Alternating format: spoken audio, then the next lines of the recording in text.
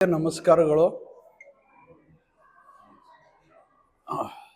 ಇವತ್ತು ಈ 10ನೇ ಕುರಾನ್ ಪ್ರವಚನದ ಕಾರ್ಯಕ್ರಮದ ಅಂಗವಾಗಿ ಇದರ ಬಗ್ಗೆ ನಾನು ಕೆಲವು ಮಾತುಗಳು ಹೇಳ್ತಾ ಇದ್ದೇನೆ. ದಿನಾಂಕ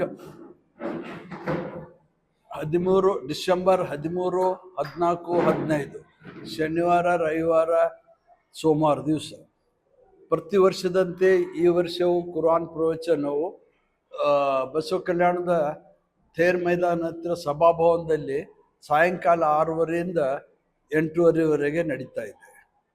ಇದು ಪ್ರತಿ ವರ್ಷದಂತೆ ಈ ವರ್ಷವೂ ಈ ಕುರಾನ್ ಪ್ರವಚನ ಒಳ್ಳೆಯ ಮಾತುಗಳಿವೆ.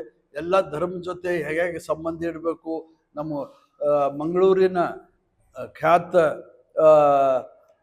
ಇದು ಕುರಾನ್ ಬಗ್ಗೆ ಕನ್ನಡದಲ್ಲಿ ಏನು ಹೇಳ್ತಾ ಇದ್ದಾರ ಅವರು.